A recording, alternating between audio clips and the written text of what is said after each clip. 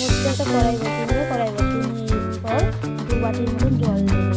জল দেওয়ার পর জলটা যখন হালকা গরম হবে তখন একটু নুন দিয়ে দেবে। নুন দেওয়ার পর হচ্ছে পাঁচফোড়নটাকে ওর মধ্যে শুকিয়ে করতে দেবে, তখন না আর নাড়াবে, ভালো করে নুনটা মিশে যাবে মধ্যে, সেই জন্য নুনটা দিয়ে দিতে হবে। তো দিয়ে দেওয়ার পর যখন হালকা গরম হবে একটু নাড়িয়ে নিতে হবে নুনটাকে। নাড়িয়ে নেওয়ার পর যখন জলটা একটু গরম হবে তখন ওই পাস্তা যে রাখা আছে কাঁচা পাস্তা, এটা গরম জলটার মধ্যে দিয়ে দিতে হবে। দিয়ে দেওয়ার পর একটু নাড়াচাড়া করতে হবে। নাড়াচাড়া করে 10 থেকে 15 মিনিট রাখতে হবে সেদ্ধ হওয়ার জন্য। তো দেখো আমার পাস্তাটা কিন্তু সেদ্ধ হয়ে যাচ্ছে। আর এটার মধ্যে দেওয়ার জন্য আমি আলু কুটে রেখেছি, পেঁয়াজ কুটে রেখেছি ও হলুদ, সস ও ম্যাগি মশলা রেখে দিয়েছি, ওটার মধ্যে দেওয়ার জন্য এই কটা উপকরণ দিতে হবে, মোট 5টা উপকরণ দিতে হবে। তো দেখো পাস্তাটা আমার ফুটে এসেছে, মোট আমার সেদ্ধ হয়ে এসেছে। তো দেখতেই পাচ্ছি সেদ্ধ হয়ে এসেছে।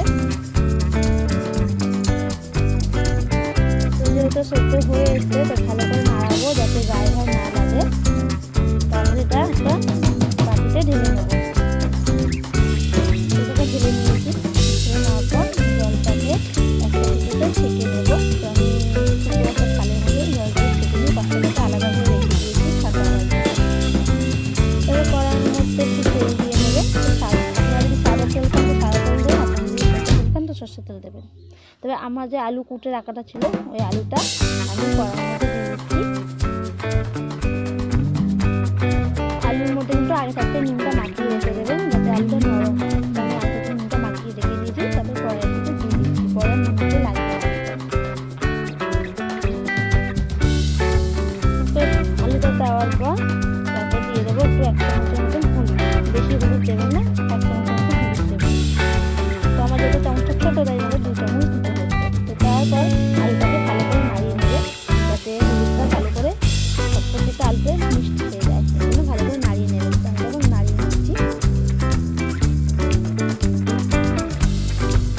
ভালো করে নাড়িয়ে নেওয়ার পর যে পেঁয়াজ কাটা আছে পেঁয়াজটাকে ওর মধ্যে দিয়ে দেবো। দিয়ে ভালো করে আলুটাকে নাড়িয়ে নিতে হবে যাতে পেঁয়াজটা ছেড়ে যায়। ভালো করে নাড়িয়ে নেওয়ার পর দেখো আলুটা লাল করে ভাজা হয়ে গেছে আমার। এবার দিয়ে দেবো ম্যাগি মশলা যাতে একটু সেন্টটা ভালো দিয়ে ম্যাগি মশলাটা দিয়ে দিতে হবে। তো ম্যাগি মশলা দিয়ে দিচ্ছি। তো তোমরা চাইলে অন্য মশলা দিতে পারো, আমরা যদি ম্যাগি মশলা খাই তো ম্যাগি মশলা দিচ্ছি। তারপর আলুটাকে ভালো করে নাড়িয়ে নেবো। তো আমার আলু ভাজাটা হয়ে এসছে। এবার দেবো সস।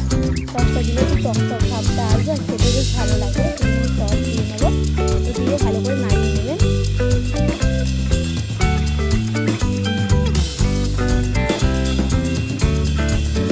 এবার আলু ভাজাটা হয়ে গেছে। এবার আমার যে আলাদা করে পাস্তাটা রাখা আছে তো ওই পাস্তাটা আমি নিয়ে নেব। নিয়ে কড়াইতে একটু একটু করে দেবো, একেবারে দেবো না। তো দেখতে পাচ্ছি আমি একটু একটু করে দিচ্ছি।